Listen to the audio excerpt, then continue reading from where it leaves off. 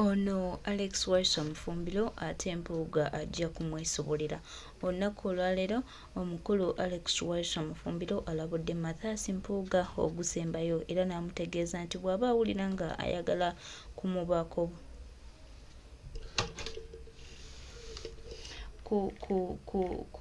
mutuusaako bulabe nti amugireyo nga ye. Baganda bange, mikwano gyange, twongera obajjukiza nti kati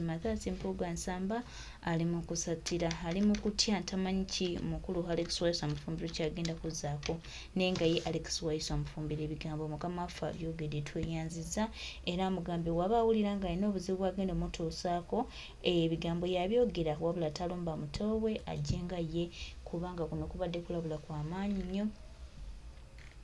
Omukulu Mpuga ali mu kuswala, ali mu kusattira, ali mu kwekwata ku bisubi, alabanga buli kimu kiggwaawo, alabanga takyalina kiddako, alabanga eggwanga lyonna limutegedde nti abadde mufeeresa abafeere mubbi ayagala okubba ebitali bibye. Mubbi bubbi Mpuga yajja nakaveera lwaki aleeta loole, alabanga munange His Excellency Kyagulanyi Ssentamu Robert Bob Nyamuyamba n'amusitula n'abaako wamutuusiza kati alaba mbuno yamusinga, alabanga wakabi bannange ebikere byewa eddembe naye ekikere kya Mpuga kyewadde eddembe ku nsi ya Katonda kuno. Naye nga ye Alex Waiswa Mufumbilo gwe yeesimbamu anaamusobola oba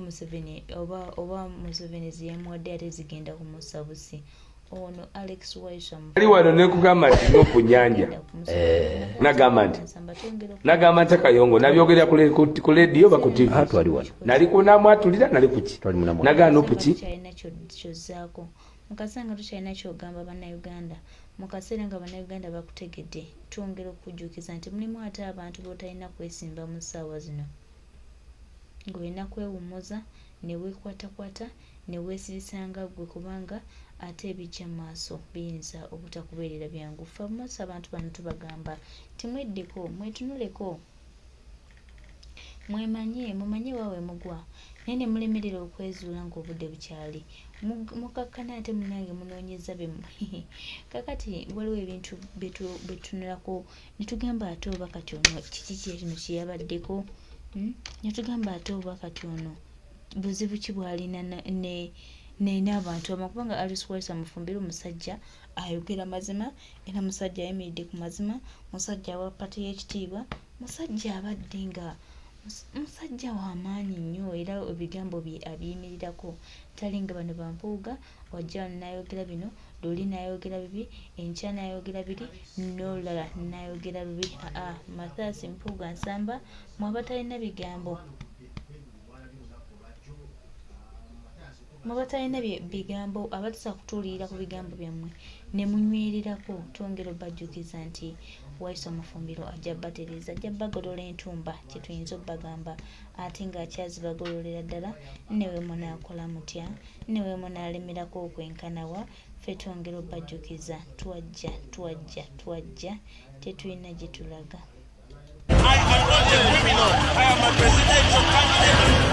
Tetulina kyetuyinza obbagamba ate nga twongera obbajjukiza nti ku lwa Katonda n'ensi yaffe nga Mukama ali wamu naffe abalala tebalina kye batugamba. Mpuga n'akabinja kwatuyinagamba kyokka bamulesa eno bamwegereza ebigambo by'olusoga aliko byogera aliko watabiwaate ekyo kibalaga abasoga nti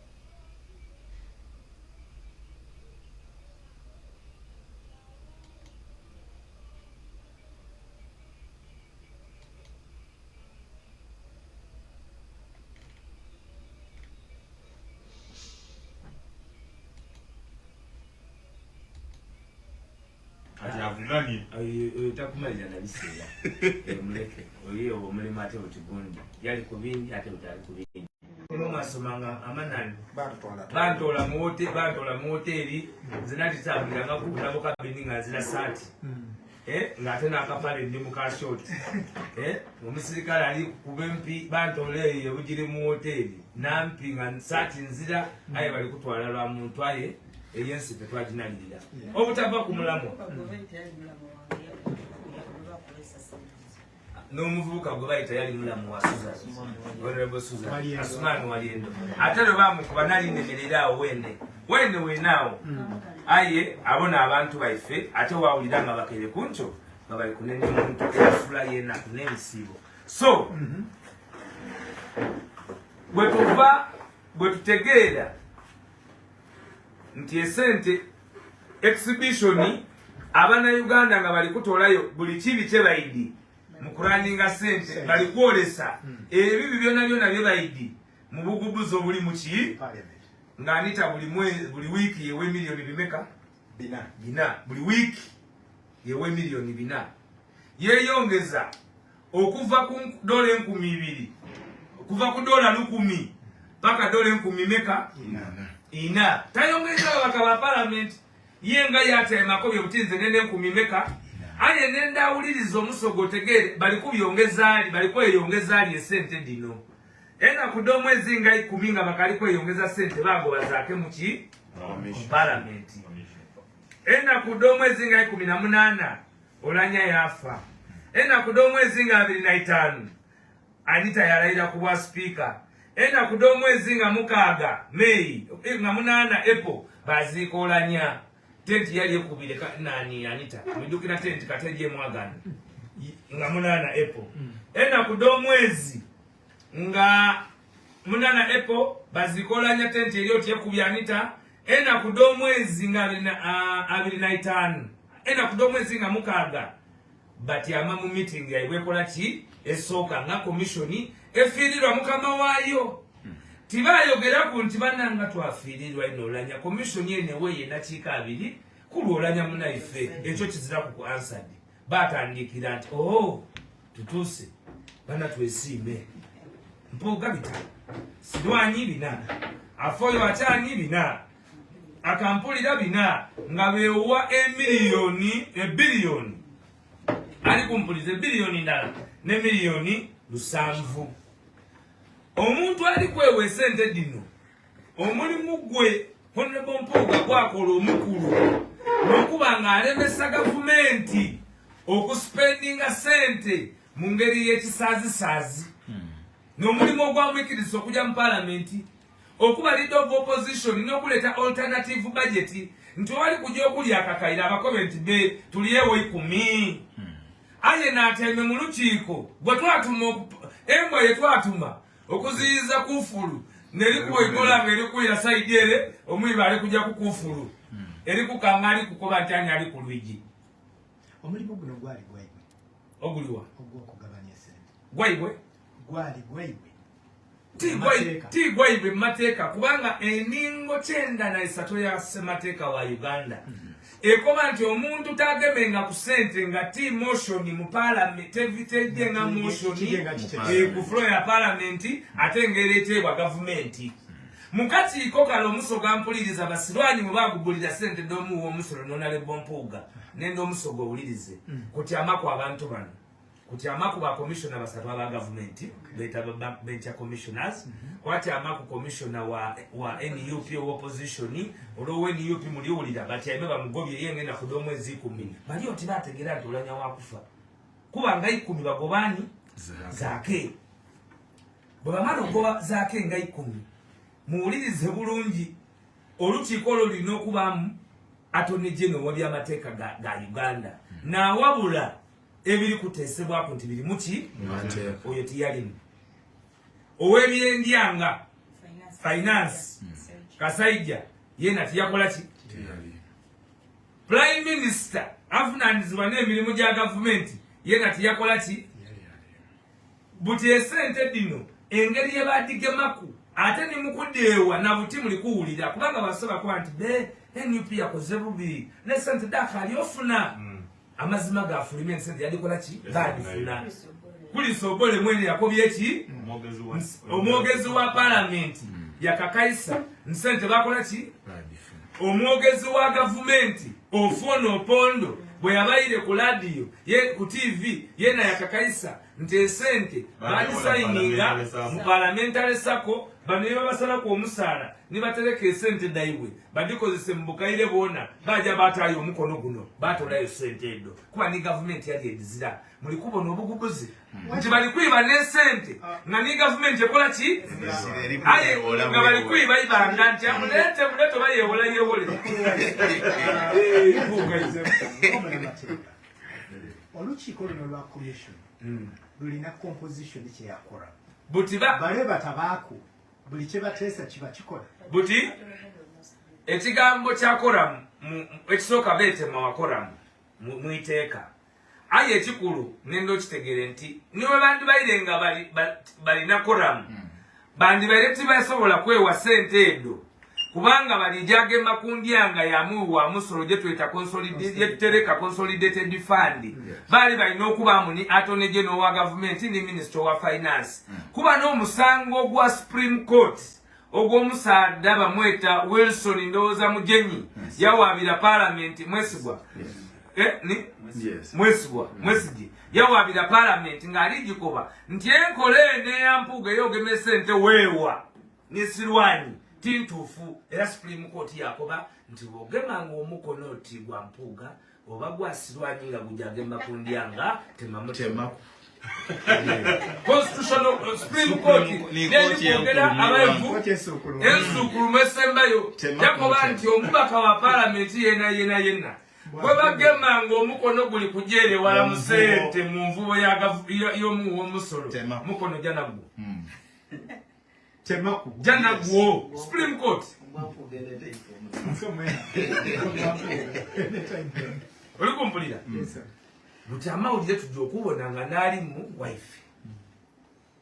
bwe mwali mu lukiiko president yali kuliya olwayetebwa nga president yakava kuliya Mpuga yakoba ki awo ndikwida ng'olukiiko lwetebwa olukiiko lwayetebwa omusiraamu aliyo nolwabawulama n'abaliwa bawulama nibali balaba babuli omu kulayini era esooka tolidi wale kulayini abajama mukuve oba tolidi aya toye toseeta okubanga ole ayinza okugwa ekigo omulina okwongerayo sola teyemerera so gabaawo ne substitute nga wulama mukugu sheyi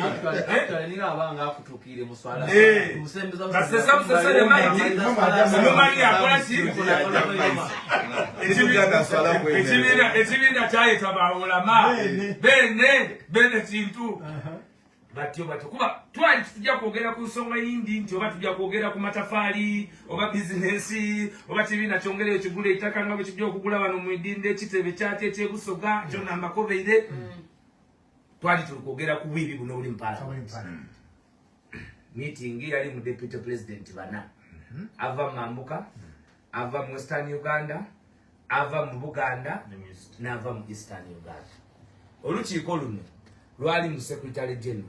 lwali mu mukama wange leader of opposition era omwogezi w'ekibiina lwabamu ne ba senior MPs basatu tibayeta bano ba Susan kuba bano Susan baidakora ne Susan eyakabaye emyaka ebiri ekitumi yena ebya experience otwalese oyo yena ayinza oba mu lukiiko olw'obwa senior twalese so bano bamanyi eri tibali mu lukiiko olwo olw'ensonga ki atoli nga member wa NEC so twatyamise olukiiko olwo okulungamya ebintu ekisooka tuveeyo mu maani nga NUP tuwolereze munaife bali kumuwaayira era enteekateeka olukiiko lwali lulikuteekateeka kutandika kusookako banti bana MP waife bali mulimbira deputy president era yenena gwe tunagemaku bwe tujja kumwanga era nga zena bankubira esimu nti weteeketeeke deputy bamulumbye ojja kutandika kuyira mu nsonga bajja okubuuza deputy nti munatye nga tukali kuwolereza tukobere ku biki ebiri ebyo tiabana munsoniwe munamuze kisa banimba abantomeza ntyalita timunsoniwe bana munsoniwe zena ndi muntu mundeke munsoniwe liwere wano ntyo ntikali liwe nti aye nguli niwe ngabaire wa Museveni baniwe osotya timusonyiwe mubireke ebyo ntikale tubire saye tuzeeyo sente dabeni esente wafuna nafuna yaikiriza meeting yes yafuna sente ku CBS akatambi akafuluma kako kati yafuna anti nobo obulimba eyo amazima bamweta Martin Luther King Jr. yakoba nti amazima gasobola okwetolola webuuza nti ate n'ekibumba ate bwe yabikola gasobola okujja idudaye ng'olikwenda kulya Kampala ne gasooka idudi nga galikuboonyaabonya ono omulimba atambule nago paka idudi awo nja kutuukawo mu lukiiko lweruwa yasaba essaawa mu lukiiko balaba bakankobye Honorable Namboze Honorable Mwanga Kivumbi Honorable Medard Segona Honorable Medard Segona ye yasaba ntaida kusobola kulubaamu alina n'omusango gwa Kabaziruka bweka alitegera gwa wasaayi meka bwakoba nti tumusoniwe twamusoniwa bamusoniwa lukiiko bawulama titu ensonga eno benda tugigeme kisaada kikulu wairenga eyatwaire sente yalitwale kisaada kiyaye aye dino twenda tugigeme kisaada